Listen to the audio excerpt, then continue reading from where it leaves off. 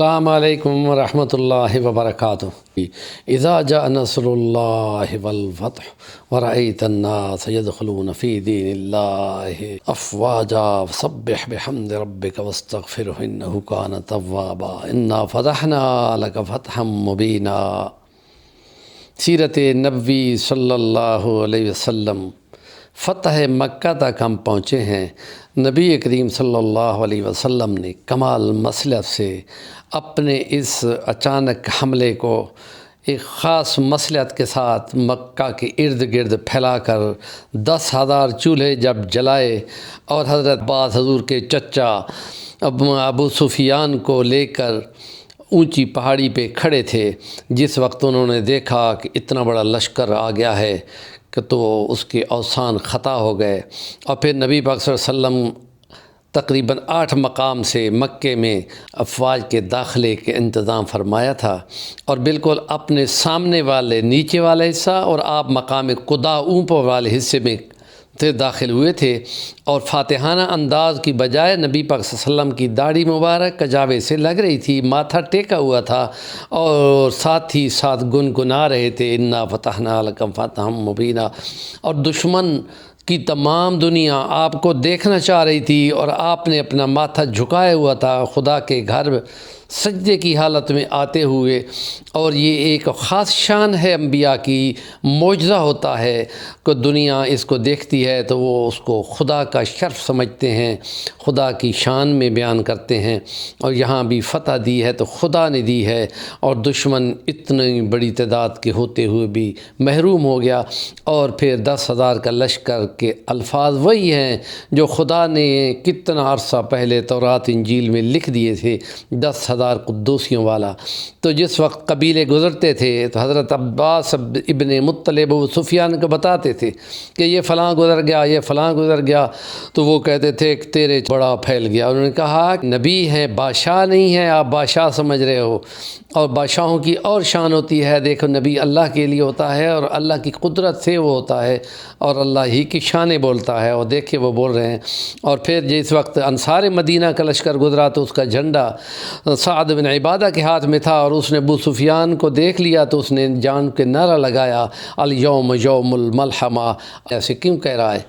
تو نبی پاک صلی اللہ علیہ وسلم تک بات پہنچائے گی تو آپ نے فرمایا نہیں، یہ ہے کہ الیوم یوم المرحمہ،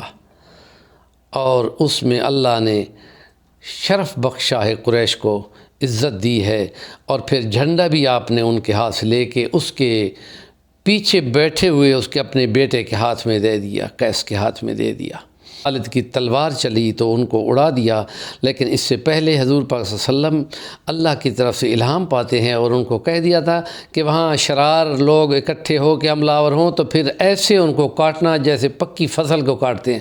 پھر وہ بھاگ نکلے اور 18 کے قتل کا حضور نے اعلان کر دیا، لیکن پھر ساتھ ہی جو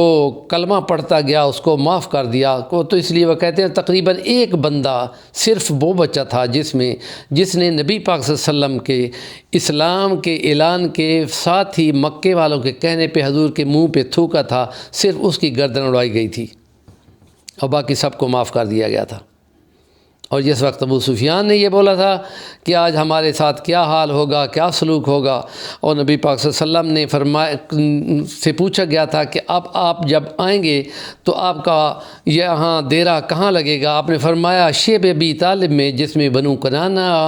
اور قریش نے عبد المطلب اور ہاشم کو 3 سال قید کیا تھا، میرا خیمہ وہیں لگے گا۔ اور پھر حضرت ام ہانی حضرت علی کی بڑی بہن ہے، ان کے گھر تشریف لے گئے، اور پھر وہاں نہا کے اور آپ نے 8 رکعت نفل شکرانہ بولا۔ اس کو فتح کے 8 رکعت کہتے ہیں، اس لیے امام ابو حنیفہ کے نزدیک کوئی ایک سلام کے ساتھ 8 رکعت سے اوپر جائز نہیں ہے۔ اور پھر آپ تشریف لائے کعبہ کے اندر، اور تمام قریش موجود تھے، اور آپ اعلان کر رہے تھے کہ ہمارے ساتھ کیا سلوک ہوگا۔ آپ نے فرمایا میں آپ لوگوں کے ساتھ رعایت کر رہا ہوں، معافی کا اعلان کرتا ہوں۔ تو انہوں نے بھی کہا تھا کہ آپ ہمارے معزز بھائی ہیں، شریف ہیں، ذوالمطلب کی اولاد ہیں، اور یہ ایسے کلمے کہ آپ نے فرمایا تو میرے الفاظ وہی ہیں جو یوسف علیہ السلام نے اپنے بھائیوں کے لیے کہے تھے، لا تثریب علیکم اليوم۔ ایسے فتح کے موقع پہ 13 سال مکے میں جو انہوں نے ٹارچر کیا تھا مسلمانوں کو، اور ان کی تمام مالک ملاک ضبط کر لی تھیں، اور حضرت نبی پاک صلی اللہ علیہ وسلم کو ذاتی طور پہ قتل کرنے کے پورے سکیم تھے کہ اللہ کے حکم سے وہ پھر صدم ومن خلفہم صدن فاغشیناہم فہم لا یبصرون سورت آیت پڑھتے ہوئے مٹی پھینک کر نکل آئے تو خدا نے بچایا تھا، ورنہ وہ تو پوری سکیم سے آئے تھے، ہر قبیلے کے 2 آدمی مارنے کے لیے تیار ہو۔ جب ایسے کہیں قتل کے منصوبے ہوں اور جب قوت ملے تو پھر کہہ دیا جائے کہ آج ہم تمہیں معاف کرتے ہیں، جتنی بھی ہم نے زیادتیاں کی ہیں ذاتی طور پہ ہم تمہیں معاف کرتے ہیں، ہاں علاوہ کسی کا مال دینا ہے تو وہ تو تمہیں دینا پڑے گا، اصل ہی نہ کھا جاؤ، سود پھر بھی معاف کرتا ہوں۔ تو یہ چیزیں ہیں کہ جو ایک سنت، ایک طریقہ نبی کا دنیا کے لیے قائم ہو گیا، اور یہی طریقہ جو بھی اختیار کرے گا اس کے نتیجے میں ایک ہی وقت میں آنن فانن وہ تمام لوگ جو اسلام دشمن تھے، 3000 لوگوں نے کلمہ پڑھ لیا، اور پھر نبی پاک صلی اللہ علیہ وسلم کعبہ میں تشریف لائے، اور پھر آپ نے بتوں کو توڑا، اور بتوں کو جو کعبے کے باہر لگا ہوا تھا ماتھے دروازے کے اوپر اس کو اٹھا کے نیچے مارا، اور تمام بتوں کو جب توڑتے جاتے تھے تو آپ